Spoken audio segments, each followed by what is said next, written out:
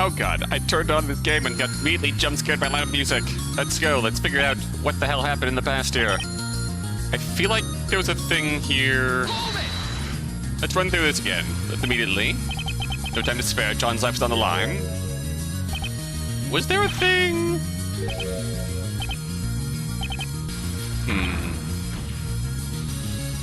Their motive be lying. Negligence. I think we backed off here. Let's not back off.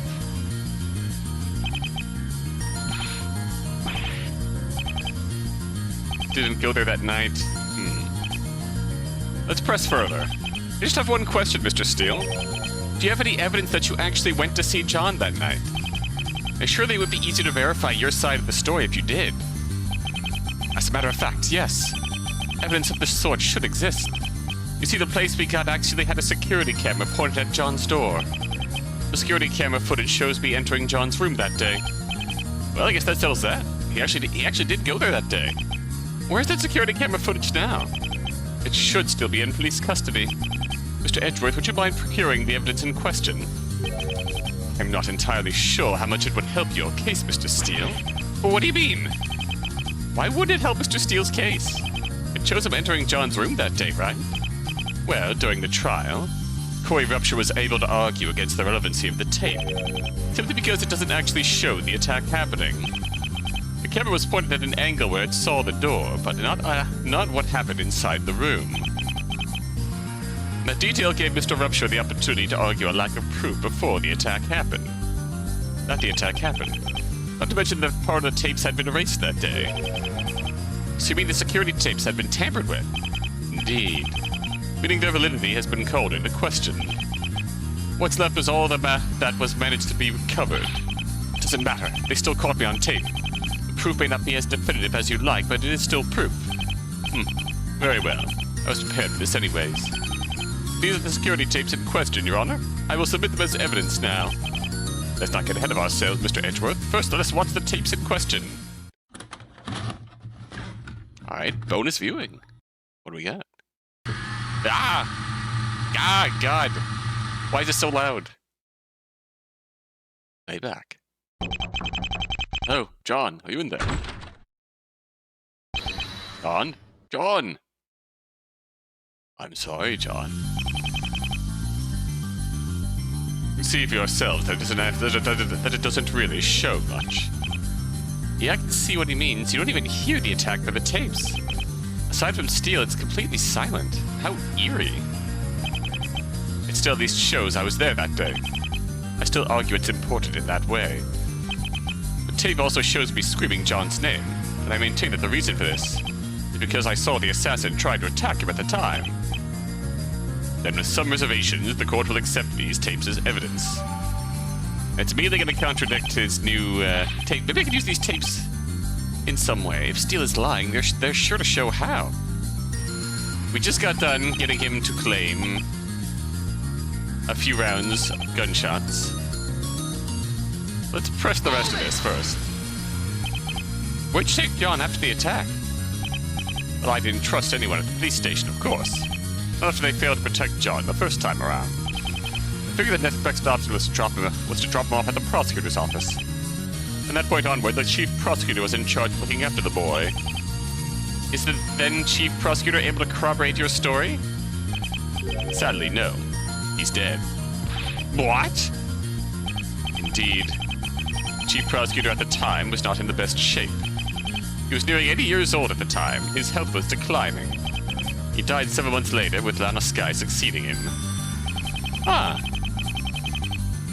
It's a sad time all around in the office. To lose a chief prosecutor in your career.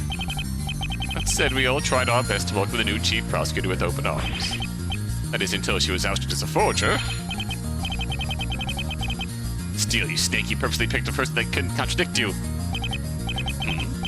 What's wrong, Mr. Justice? Why the glare? We were hoping that you could call in the chief prosecutor and have him testify that I was actually nowhere near the building that day. I got little. Unfortunately for you, what I'm saying is the absolute truth. You would have realized sooner if you had just accepted my confession.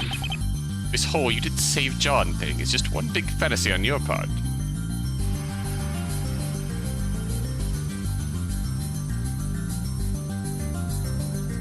There's a detail I noticed when I was looking over the evidence earlier.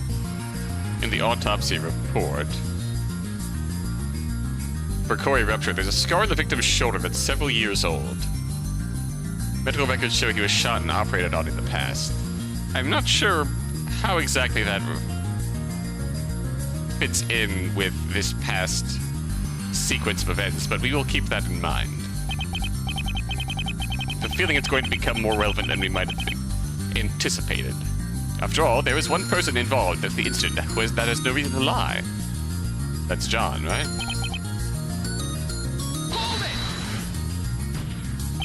What if John Seething was lying about you saving him?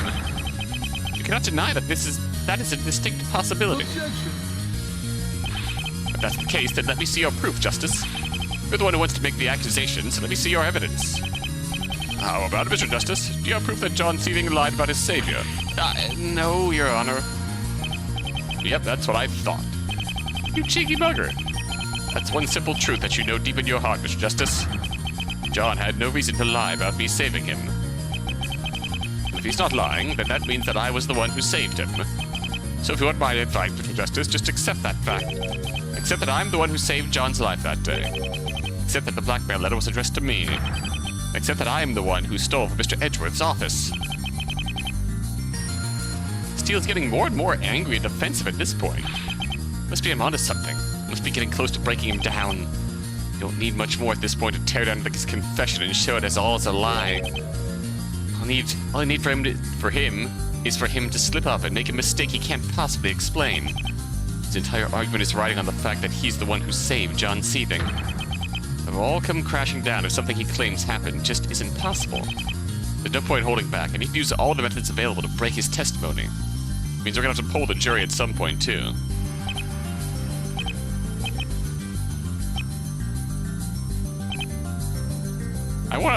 Out of curiosity, I want to poll the jury here.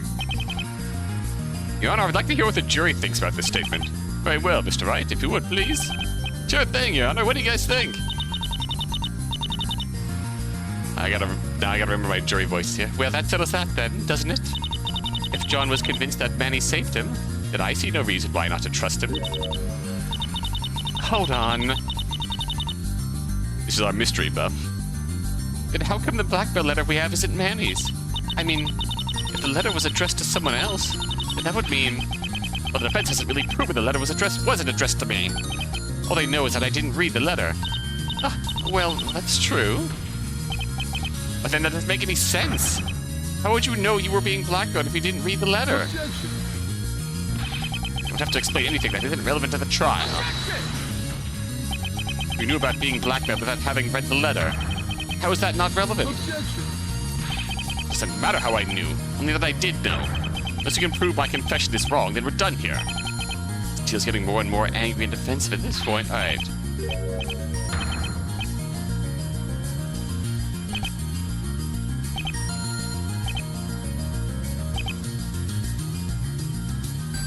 So the obvious point we can do here, use these new tapes we pulled in.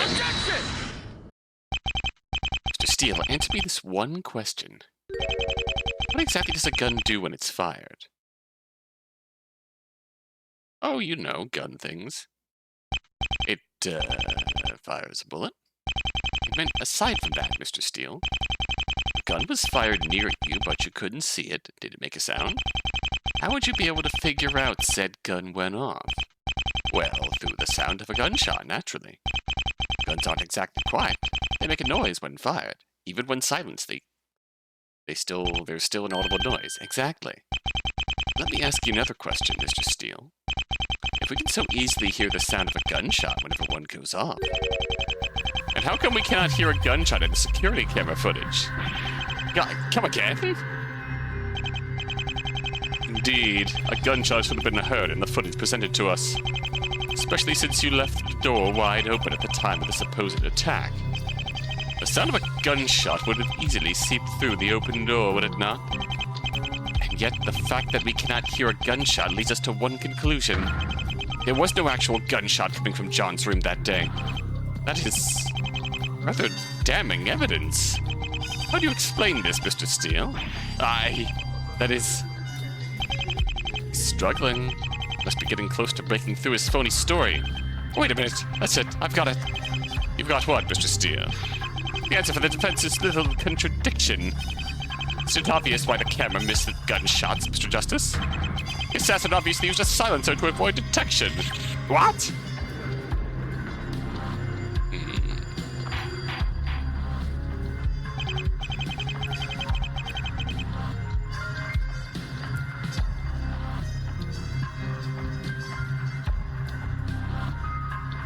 Indeed, the argument Mr. Steele puts forth is quite solid.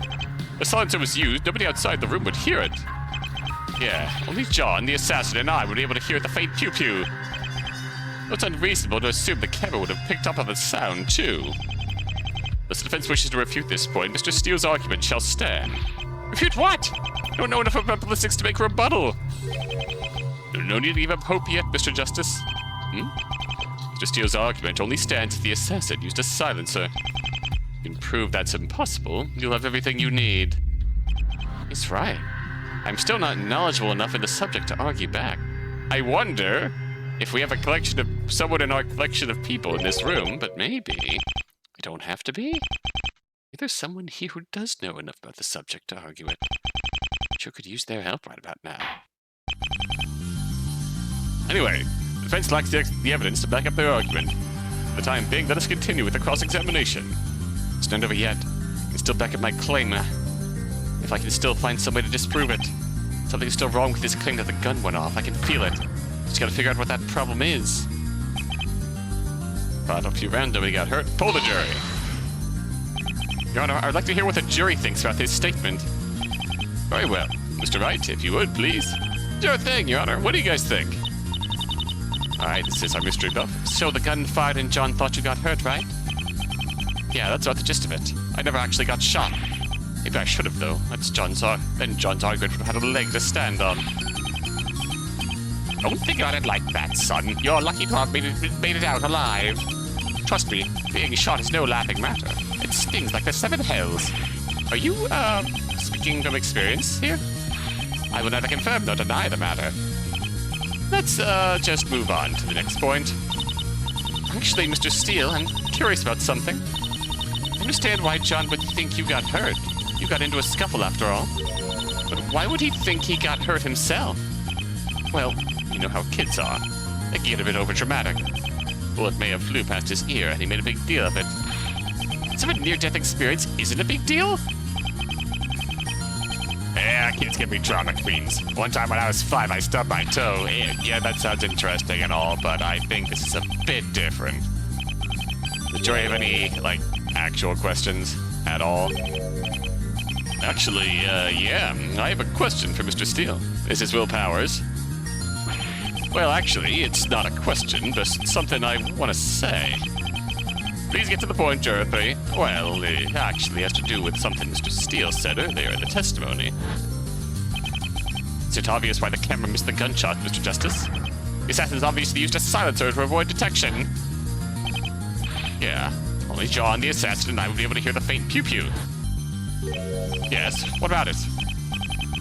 Well, being an actor means I know a bit about the subject. See, the thing is, silencers aren't actually real. Huh? Juror 3? What do you mean by this? Well, I'm not a ballistics expert. I'm not much of an expert in anything, really. I picked up a few tools of the trade in movie magic. See, I've used some real guns for movies before, and I always get told the same thing. Wear your earplugs, darn you, those things are loud. Well, yeah, of course it's loud. It's a gun. When I ask the producers why we can't use silencers, the answer is always the same. It's all made up for the movies. The silencers are just a trope of fiction.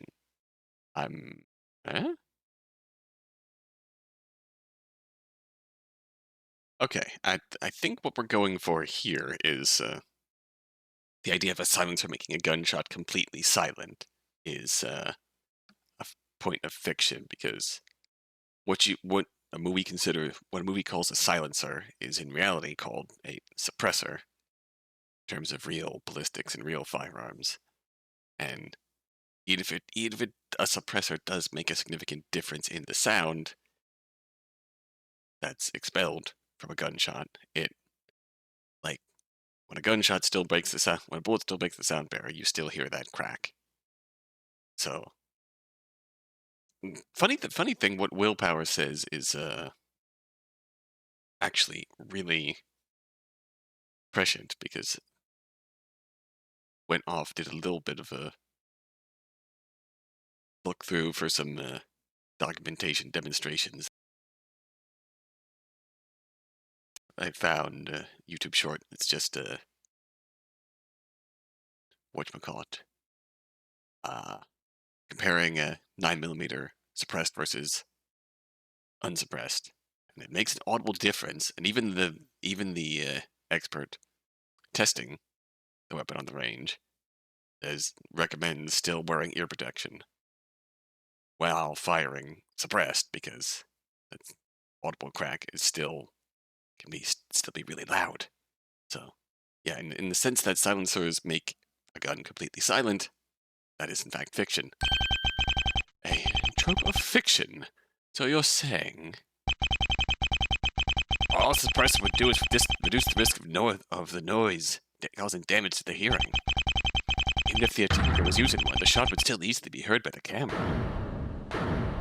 I have a feeling Edgeworth knew that all along. And thus puts an end to your lies, Mr. Steele. Just testified to having witnessed something that doesn't actually exist. Need I say more, Steele? Do I need to say the obvious? Your testimony is a proven hoax. No!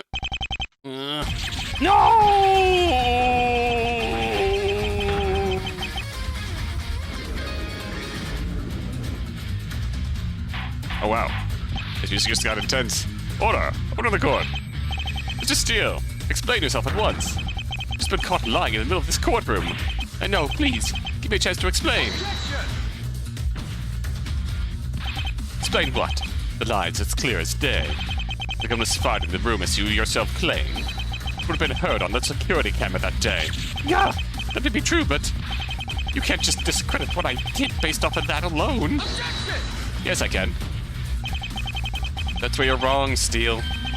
One mistake is more than enough to tear down your entire argument. What? As has been stated, you claim to have witnessed something completely impossible. The assassin could not have used a silencer because they do not exist. The gunshot was caught on camera that day. Yeah, they would have been proof that the attack happened that day. There's no way Corey Rupture would have been able to argue the tape is irrelevant. The only logical connection is that the attack did not happen in that building at all. Yeah. But why would you need to lie about the location of the attack to begin with? After all, if you were really there, you would have no reason to get the location wrong.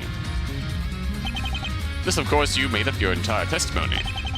And the reason why you picked the place where Seething was in witness protection is because it was the area you would be most likely to save him in your fantasy. Please stop. Well, ladies and gentlemen of the jury, what do you make of this? Mr. Steele has just been caught lying. You still trust his word? I don't believe it. You never actually saved him.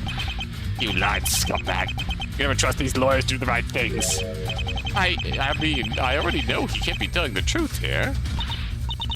You snake. Aiden trusted you and you let him down. The evidence is clear. There's no way you saw what you saw. I thought you were a trustworthy fellow. Well, Steele, the verdict is in. Nobody trusts you. Do you want to tell the truth yet, or you continue to fight it? How long do you intend to keep hiding behind this lie? Please listen to me. You don't understand.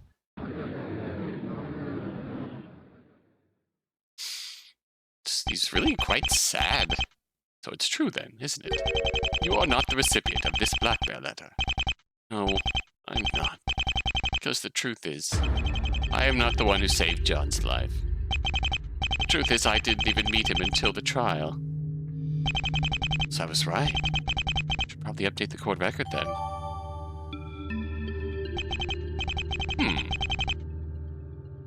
Sent to some unknown recipient. Mr. Steele, I have one question for you. Why did you lie about this? Because everybody already believed it to be true. Wasn't lying about going to his witness protection spot, that much is true. Security tapes prove at least that much. But he wasn't there. I panicked and searched for him.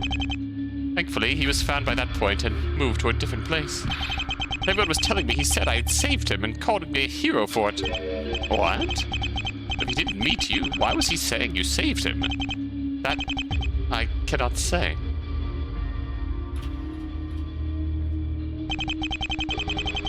You can't say because you don't know.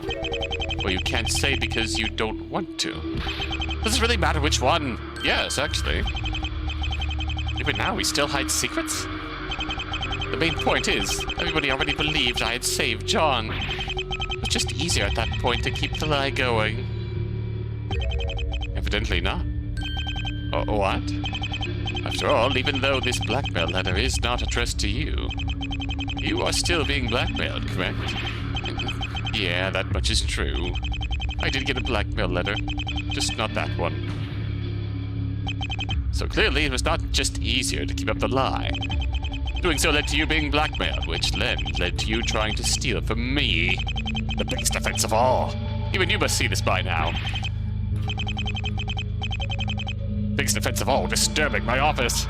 I guess you're right, Mr. Edgeworth. I should have learned to set the record straight a long time ago. I was just too afraid to speak up. What would people think of me if they learned my greatest achievement was a lie? I can tell you right now that they won't think any better of you than if you had told the truth. People do not appreciate being lied to, Manny Steele. It's me, I'm people. You're right, all of you. I just have one more question to ask, Mr. Steele. When exactly was your blackmail letter swapped out for this one? Surely you must have noticed it when it did happen. It played a pretty big role in your trial. Look, does it matter? You have my confession, okay? Still sticking to that phony confession? You exposed my big lie, okay? What else do you want? Doesn't change the fact that I'm still the one who stole from Edgeworth's office. I don't get it. The secret is out. Why is he still hiding behind his confession? Unless, of course, there's still more. So the blackmail letter was swapped out during the first trial with Aiden. And he's not willing to admit he was surprised by that, which means... Is it possible, deep down, there's still one big secret that he has yet to reveal? Of course. It has to be it. There's only one part of a larger secret he's hiding. The only way to get him to tell the full truth is to see how far this rabbit hole goes. Mr. Steele, I demand an answer to this next question. Who is the one who really saved John Seething's life? Objection!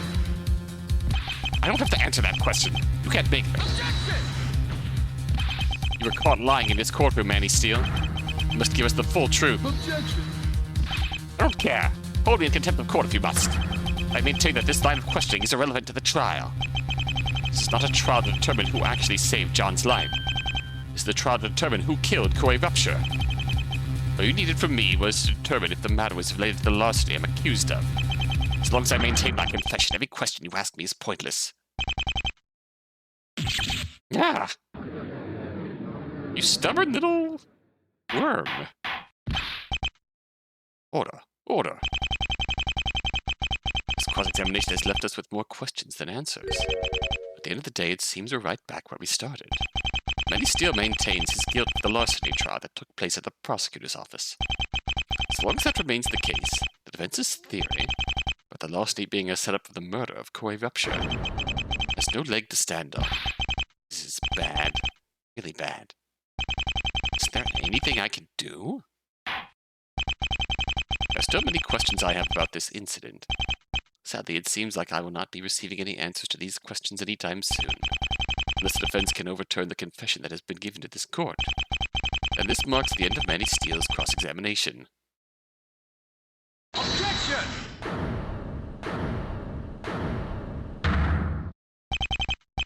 You're not cowarding your way out of this one, Mr. Steele. I'm afraid, Mr. Steele, you won't be going anywhere anytime soon. Edgeworth, what are you doing? If you refuse to tell us the truth from your own lips, then that will not stop us. Mr. Justice and I have ways of extracting the truth from you without your help. We do? There is still one lingering question regarding the larceny trial. One that must be answered before we can truly say how these crimes are related. What question is that, Mr. Edgeworth? That's very simple, Your Honor. Who was it that switched out the blackmail letters? Who switched the letters? What do you mean? Consider this, if you would, Your Honor. Manny Steele was being blackmailed. This was not the blackmail letter he received. Yet for some reason, this is the blackmail letter that was presented during the trial. This must mean that Manny Steele's blackmail letter was swapped out with this one. Yes, I'm following so far. However, we run into a problem when we consider the fact Manny Steele has been in detention since being arrested for the charges of larceny. Ah, that's right. He had no opportunity to swap out the letters at all. Someone else must have swapped his letters for him. Why, that's very true. But how does this matter? How did this matter to the trial at hand? Your Honor, the blackmail letter was Mr. Steele's entire reason for committing the larceny. If the letter can be called into question, so can Manny Steele's motive for this crime. And likewise, so too can his entire confession. What? No, Your Honor, you can't accept... Yes, I can, you worm. Shut up. A moment of justice. This court is all ears. Do you have an idea who swapped the blackmail letters? Consider everything we've learned so far, Mr. Justice. Somehow the blackmail letter must have gotten swapped during the larceny trial. Ask yourself, who in the trial would even have access to the letter to begin with? Only one person comes to mind when I ask that question. It would have to be the very person Steele had given his letter to in the first place. As for why they would do this, there's only one reason I can think of. They must have been trying to intentionally change the meaning behind the letter to begin with. They could have only known that would be important if they knew that Steele being the thief meant that there was no way the larceny and murder were connected. In other words, the person who swapped the blackmail letters must be the true mastermind behind this case. Oh, we're going here already, alright. I need to give a name, Your Honor. It should be good to name them. It should be that proof of malicious intent I wanted. Yeah. Very well, this court is ready to hear you out. Please keep in mind that I will not allow any tomfoolery for an accusation such as this. I understand, Your Honor. One responsible for swapping out the blackmail letters is... of course... Aiden Gambit. That's Aiden Gambit. We have just immediately lost juror number 4's favor. Order. Order in the court. What is the meaning of this defense? Your Honor, Aiden Gambit was the defense attorney in the larceny trial. He was the one who presented the letter to the court to begin with. He's the only other person who had access to that letter before we obtained it. He's the only one who could have swapped out the letters. I see. Defense's arguments are sound. Hold on just 1 second. I knew that was coming. Ah! Juror 4. There's no way Aiden would do anything like what you just said. You're a liar! A liar! Juror 4, be silent. The jury has not been asked to speak on this matter. Yeah, I should probably tone it down a bit. A bit? She's just about ready to tear my head off. In any event, I would like to know why Mr. Gambit submitted the wrong blackmail letter. Mr. Edgeworth, where is Mr. Gambit right now? It just so happens, Your Honor, he's right here in this courtroom. What? He is? One of his conditions for letting his client take the stand in this trial was that he be allowed to sit in on the proceedings. Do not worry, he has already signed the non-disclosure agreement. Very well then, Aiden Gambit, get down here and take the stand. You're all making a mistake, don't you see? Shut up. You are the one who made the mistake, Manny Steele. You should have told us the truth when you had the chance. Now we shall force it from you. Just sit back and enjoy the show. There he is. Miss, please state your name and occupation.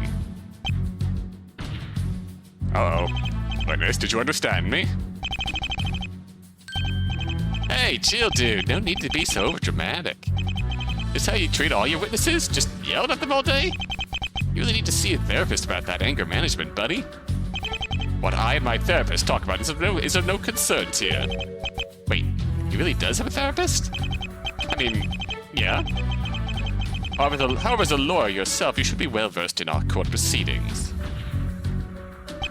So please, name and occupation. Alright, dude, take a chill pill. Name's Aiden Gambit. I'm a bit of a legend around here. Not that I mean to brag. I'm a defense attorney, much like the greenhorn over there. Though I guess it'd be more accurate to call him a redhorn, huh? Oh, give me a break. Why is it always the hair? Mr. Gambit, you submitted this blackmail letter during the larceny trial, claiming that the person who wrote the letter was blackmailing Maddie Steele. However, it has come out that it's just not the letter that was sent to Maddie Steele at all. You care to explain this discrepancy, Mr. Gambit? Hey, no need to throw a tantrum like a baby about it. Hold on 1 second. Let me search through here. There we are. This what you're looking for, Edgeworth? That's... Maddie Steele's blackmail letter? Oh, well, that was easy. And it's true. Witness, submit that letter immediately. Hey, man, you're the boss.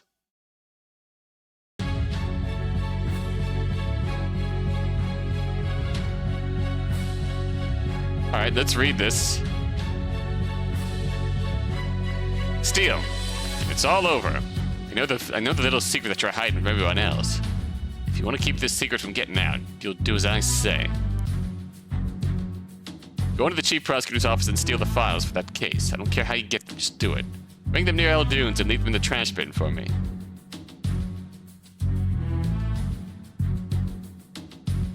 Don't mess this up, and don't you dare betray me. My late buddy old pal left me the evidence I need to ruin you.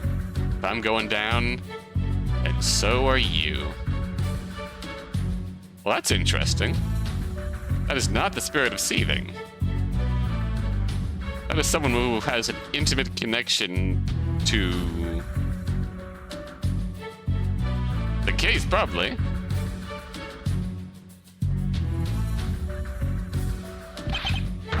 Mr. Gambit, why did you hide this from the court? Hey, chill. It's really no big deal at all, everyone. You intentionally obfuscated evidence and lied to the court. That sounds like a pretty big deal to me. Objection! Ooh.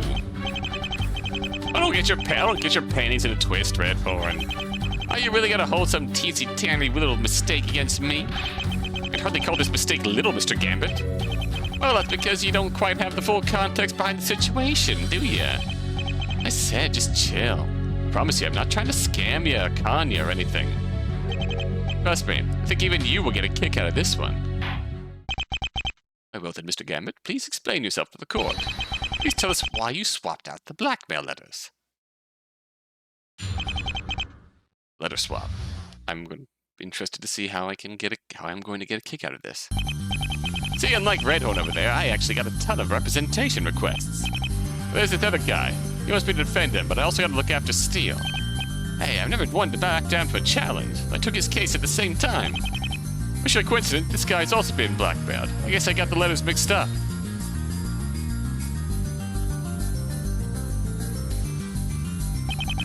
That's about the gist of it. I just need a better way to file evidence. That's all it is. I see. The two letters being mixed up was just a mistake? What can you do? Guess even I can mess things up like that sometimes. Well, Mr. Justice, do you accept the witness's explanation? Come too far to back down now. I can't just accept this. This is certainly a occurrence of all time. The defense asserts its right to a cross-examination. Just can't learn when to let things go, huh? I get you. I know it's all part of the gig, Redhorn. You're just doing your job. Huh? That's surprisingly understanding of him. Just don't cry too hard when I crush all your hopes and dreams, okay? Aiden Gambit isn't exactly known to be kind toward his opponents. Nope, I take it back. He's a jerkface. Somehow that feels appropriately in character for Apollo to refer to someone as a jerkface. Am I wrong there? Alright, let's figure this out, shall we?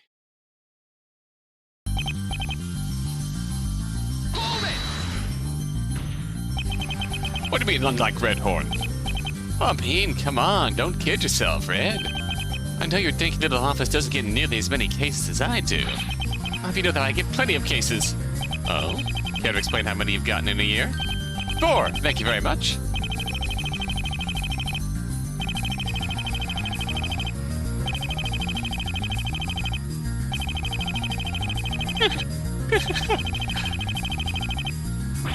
Well, why is everybody looking at me like that? Mr. Mr. Justice, I mean no offense to what I'm about to ask next, but how do you even stay in business? Trucy, Your Honor. Trucy. The fact that Wright's offices relied on a teenager to make most of the income is concerning. Yet not at all surprising in the least. Hey, Trucy's a big girl. She can take care of herself. And all three of you, apparently. Oh, that's something for you to work out with the IRS, I suppose. That is, assuming you even pay your taxes. Velvet Horn, do you pay your taxes? Hey, are you being cross-examined or am I? I suppose we should get back to the issue at hand. Though this matter is one I suppose we should look into at a later date. What do you think about accusing me of tax fraud?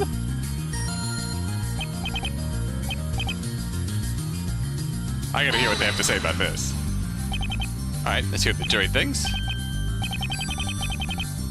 You get a lot of requests? How many exactly? He's had 6 trials in the past month alone. He's so cool. 6 in a month? Yeah, what can I say? I like to keep busy. Of course, they don't all go to trial. Most of them take a plea bargain. Taking those ones into account, it'd be more accurate to say I take on about 14 cases a month. Oh, don't mind me. I'm totally not seething with jealousy at all. That's quite a Herculean task you've given yourself, boy. How do you do it? It's important to keep trial scheduling into account, of course. If you take on multiple cases at the same time, you want to make sure there's no conflicts there. Even then, when everything works out, it won't be a picnic. One time I had 3 trials back-to-back on the same day. And jeez, that sounds like a nightmare. Well, that's only the worst-case scenario. As I said, most of them take plea deals. It's not exactly my favorite part. I want to prove as many people innocent as possible. And most of them just give up before the trials even started. It's just sad what it is. However, an attorney must respect their client's wishes, no matter what. Indeed, so many attorneys forget that fact and only have their own interests at heart. That's something I sadly have experience with. Still, some of my clients do let me defend them in court. Still a fight against impossible odds. I never get enough of it. No matter what, I'll always see a case through to the end. Oh, Aiden. Spoon! Gabby with a spoon. In any case, let me just return to the cross-examination. Alright. Interesting bit of lore. You had another client at the same time as Steele. How come nobody has heard about this at all? Ah, that's probably because that case is a bit further up north. Yeah, I did cases in that area, too. A Gambit style of defense isn't something limited to just one jurisdiction, you know? Now that I think about it, didn't I hear something about that just the other day? By all accounts, Gambit should really not be sticking his nose into our courts. Huh? Can you explain what you mean by that? Gambit isn't from this jurisdiction. He shouldn't be taking cases here. Oh, that's right. Gambit is from further up north. Mr. Gambit, this is not your normal jurisdiction, am I right? They heard about that, huh? Yeah, it's true. My office is actually located much further up north. So, you took Mr. Steele's case even though it wasn't in your jurisdiction? This is my first rodeo down here. I knew what I was getting into. Why would you choose to take 2 cases from 2 different jurisdictions? Is there any law saying I can't? It's all about the money. You messed around in other jurisdictions before, have you not, Mr. Edgeworth? Typically with their permission. Yeah, but you're a prosecutor. You work for the state. You're not exactly a free spirit like I am. You still have not answered my initial question, Mr. Gambit. And I don't have to. It's none of your concern. Can't prove how these past cases connect to the one at hand, can you? Damn. He's not budging on this point. What should I do? Should I raise an objection? Why not? Let's raise an objection. I feel the point that these 2 cases are from different jurisdictions to be important. Demand that it be added to your testimony, Mr. Gambit. You feel it's important? Come on, Redhorn. Be safe with some confidence. Regardless, the request has been made. If you would, Mr. Gambit. Fine, fine. Whatever you want, Your Honor.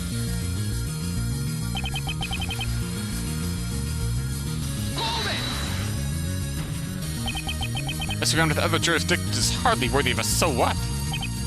Hey, it's as I said, I'm a free spirit. I go where the wind takes me. I'm a defense attorney, dude. I'm supposed to help people. Why should I let where my job ends be determined by some arbitrary boundary? See, when you put it like that, I guess the police shouldn't respect jurisdiction either. Will you break this faux philosophical garbage? Your meddling in jurisdictions that are not your own makes your intentions seem questionable. That you refuse to give us an answer, why you do so does not help your case. Oh, come on, there's no need to be such a doubter. Is it really so hard to believe I'm just a guy who likes helping people out? Quite frankly, yes. As I said, I don't work for the state. Don't need to be bound by your limitations. Any limitation I don't need to follow is one I won't let myself be constrained by. It means being wherever I can to help. I just gotta take the leap. In other words, the ends justify the means. Ooh!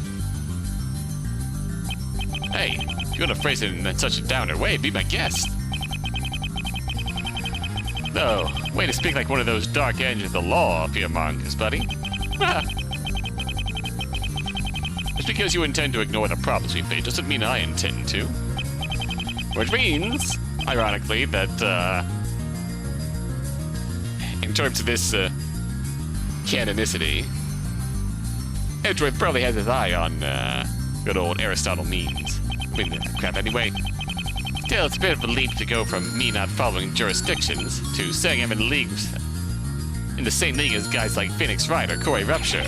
Again, Mr. Wright was proven innocent. You guys are just gonna have to trust that my reasons are genuine. After all, it's not like you haven't proof to the contrary. Hate to admit it, but he's got me there. While I do not approve of how the witness interferes in the affairs of other jurisdictions, must concur that there is no proof he's doing so for nefarious reasons. Just because we don't know what he's actually up to.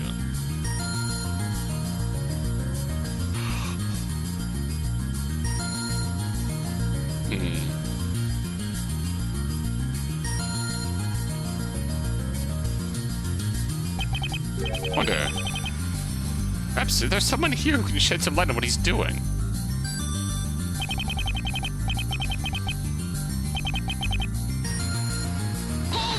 Let's find out. Hold the jury. Messing around in other jurisdictions, I'm worried about the example this might set. What if other lawyers follow your example and start meddling in other jurisdictions' affairs? Well, their reasons would be their own for that, too. I don't think we have to worry about that, though. I'm pretty unique as far as lawyers go. I'm built different. You seriously just unironically claim I'm not like other lawyers? Okay, but why do you want to stick your nose into this other's business anyways? I mean, you really should have no reason to want to come down and take cases here.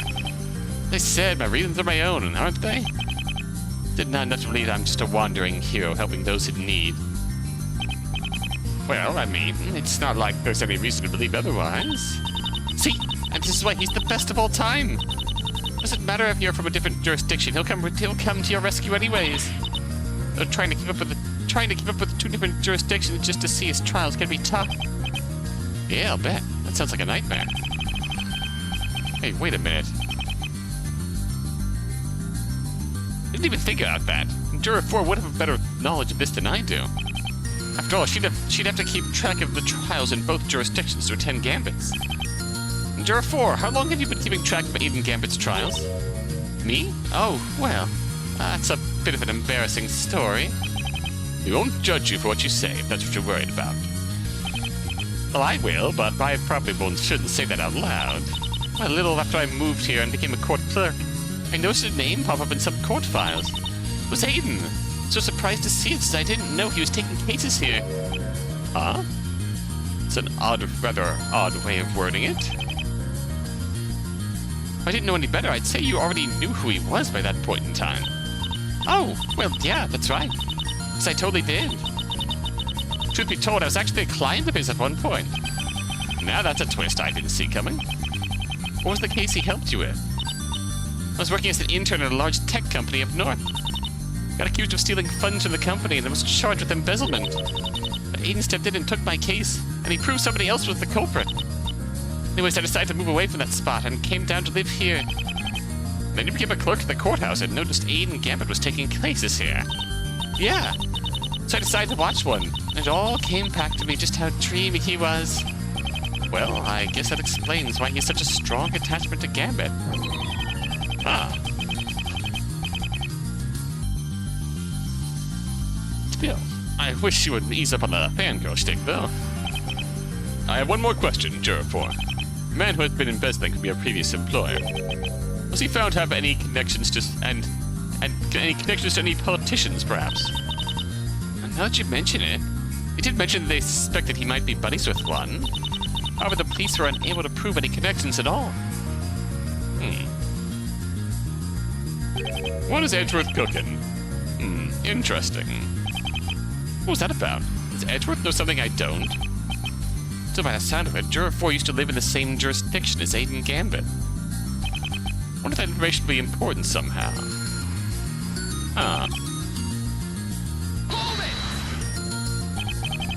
It seems a bit convenient, doesn't it? Convenient? What are you talking about? We just so happened to get 2 clients back-to-back who were both being blackmailed. You don't find that a bit too perfectly timed? Perfectly timed how? Because 2 people are having their lives ruined by blackmail? Please explain to me how in the world that's perfect at all. He's got you there, Mr. Justice. Is that what I mean? And you know it, Mr. Gambit. Well, people get blackmailed all the time, Redhorn. It's sad, but it's true. Maybe so, but lawyers mixing up evidence between 2 different cases does not. If you really are the competent lawyer you claim to be, you should have noticed such a mistake. Alright, first of all, ouch. Second of all, what? I'm not allowed to make one small mistake? I'm only human. Your small mistake led to your presenting the wrong piece of evidence to the trial. Which in turn led to you claiming Jonathan Steele as the true culprit, Seething as the true culprit. If that was just a mistake, I would hardly claim it as small as you claim. It's all a matter of perspective, I guess. Is it really? Not so sure.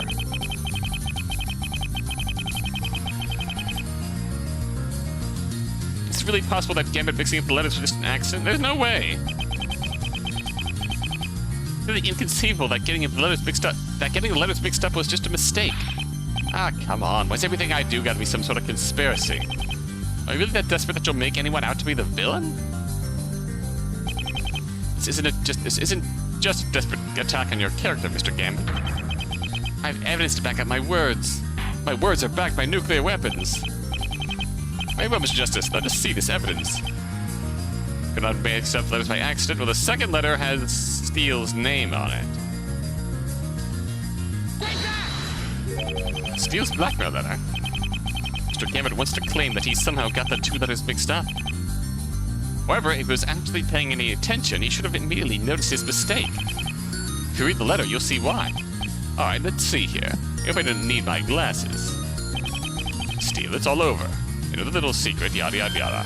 Hey, wait a minute. I see you've noticed it, Your Honor. It's simply impossible that anyone could have gotten these 2 letters mixed up. Not when this one lists Benny Steele as the recipient right at the very top.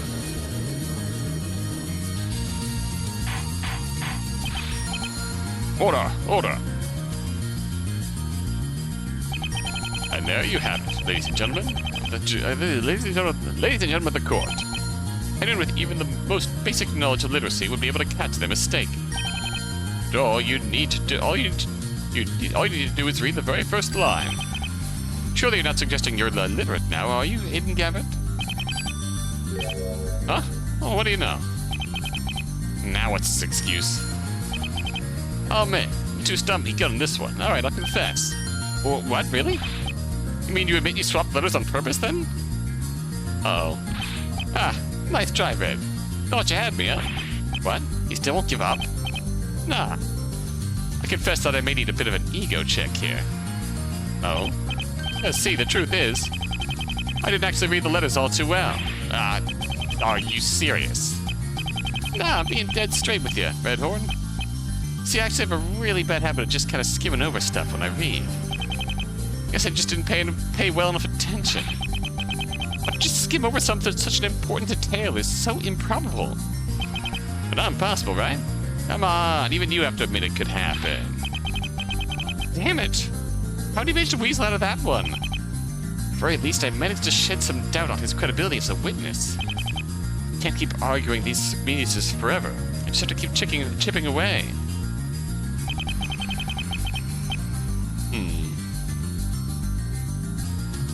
Alright, let's see what else we can get from this.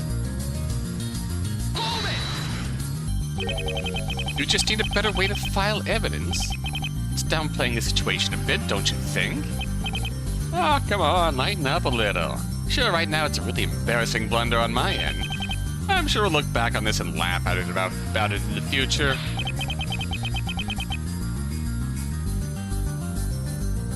Yeah, I'm sure Steele will be laughing about it plenty in jail.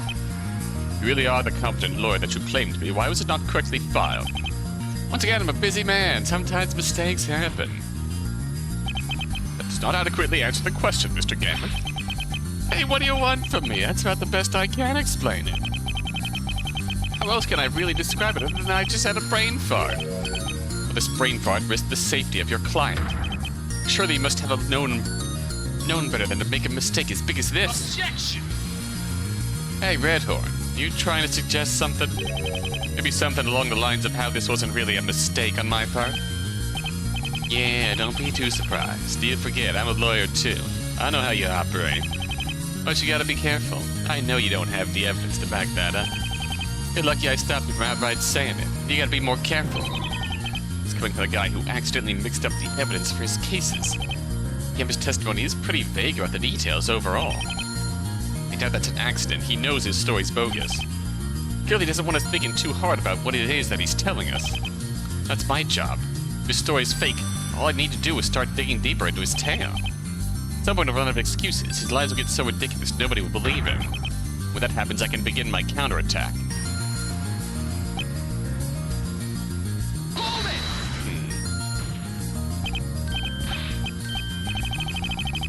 Four. Oh, no, we gotta wait this out. Alright.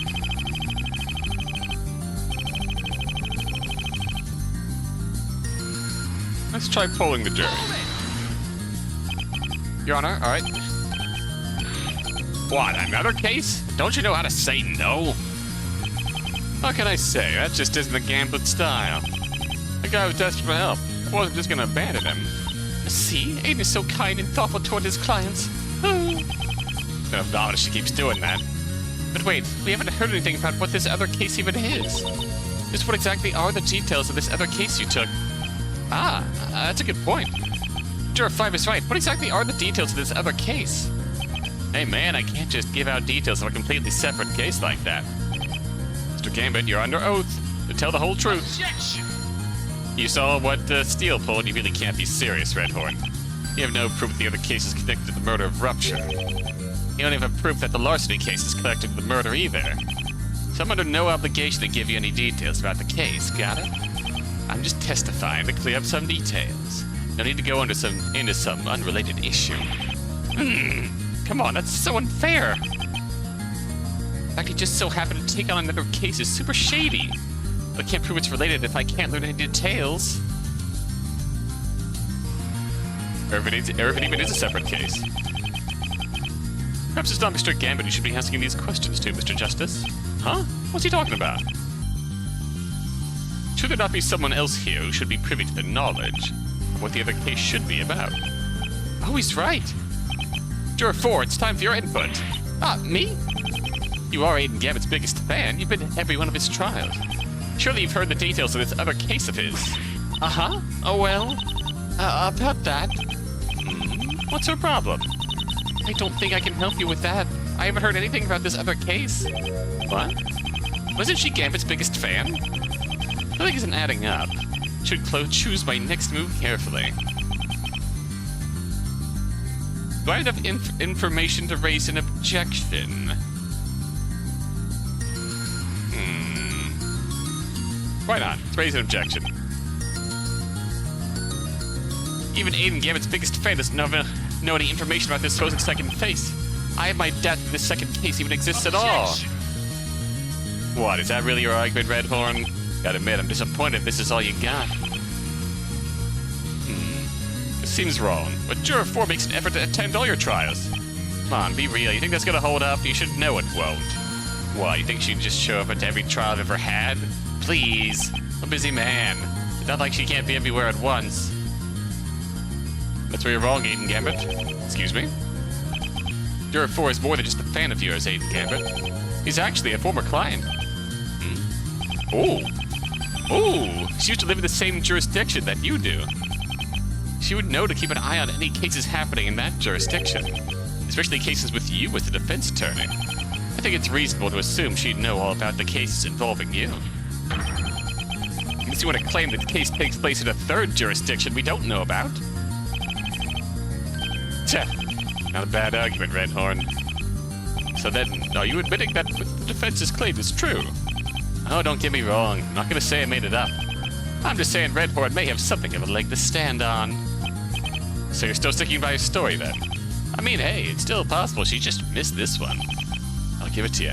It is a bit weird she wasn't on her game this time. I'm sorry, Aiden. I didn't mean to slack off. Oh my god. I'm a fraud. A fraud! Me every day of the week and twice on Thursday. Oh my, give me a break. He's not going to confess his love, Juror 4. Still, at least I managed to throw some doubt onto his testimony. Ooh, have we done it? That's enough. This court has heard plenty about this matter. Quite frankly, I have my doubts about the credibility of this testimony. Done it. Very sufficient doubt about his version of events. His testimony should crumble like a house of cards. To be blunt, Mr. Gambit, the more you try to explain how this accident of yours happened, the harder and harder it is to believe it's true. If I had one word to describe it, I'd say it feels rather contrived. Indeed. It's a story reliant on so many unlikely coincidences that you can't explain. First, that you just so happen to get two cases at the same time, where both defendants were being blackmailed by some mysterious third party. Second, that your biggest fan somehow didn't know about the case this case you took on. Third, that you didn't read the letters very well and managed to get them mixed up. And fourth, this other case is somehow not at all related to the larceny case, which acts as a convenient excuse for why you don't have to give details about it. All of these coincidences combined makes your story seem staged, and cast doubt on if this second case of yours even exists at all. Here we go. Time to strike while the iron is hot. Quite frankly, I don't think it does, Your Honor. I think it's clear Aiden Gambit made this entire story up. His entire testimony is nothing but one big lie. Objection! Prove it. Really, Redhorn? You think I'd just lie like that? Your story's too fabricated. It's completely absurd. It's full of just enough contrivances to seem unreliable, but without any way to definitively prove it's not. Without any clear and groundbreaking way to make it shatter. Yeah, I get it. I can see why you guys would think it's a bit crazy. Oh man, looking at it from the outside, it does kind of seem unbelievable. Sometimes things like this just happen, you know? Are you honestly telling me you have no crazy stories of the lore yourself? Like, tell me about the panties, Apollo. Sometimes crazy coincidences happen. Life can be weird. Doesn't mean I'm trying to pull a fast one. All this stuff really did happen. And why don't you provide proof that what you say actually happened? Well, client counsel confidentiality, for one. I've already screwed that up by mixing up the letters. I'm trying to be careful here. And secondly, because that's not really my job here, is it? What exactly do you mean? I'm not the one making accusations. The burden of proof isn't on me. Not up to me to prove my innocence. It's up to you to prove I'm lying. But you can't do that, can you? Because deep down, there's one truth you can't overturn. What would that truth be? I have no reason to lie. The Redhorn over there is claiming I made up my entire story, that I did all this on purpose. And all this lying and scheming is to accomplish what, exactly? Why would I mix up the blackmail letters on purpose? What would I have to gain from it? How would I put my case and my client on the line here to do something like that? One idea I had was that this blackmail letter is forged evidence. I would explain why you would hide the evidence of this other letter from the court. Yeah, Steele was worried someone would make that claim. He thought you wouldn't believe him about being blackmailed. Dude's paranoid beyond belief. And see, here's the thing you don't seem to take into account. Why would I forge that letter when a perfectly good letter already existed? I already had proof Steele was being blackmailed. I didn't need to do it. I didn't need to forge anything. Touché. That is actually a good counter-argument. I'm going to cut the suspense. Well, this letter's a genuine article. No forgery needed. Someone was being blackmailed with this thing, for real. But it's not my place to say who. The only explanation for why I had it is because my story's true. I'm not lying to you. There's no reason to suspect I've done anything shady. Now then, Redhorn, don't you think this has gone on for long enough? His demeanor completely changed. Let's just end this little charade, why don't we? You know you have nothing. Why suspect me of wrongdoing? My hands are clean. He's good.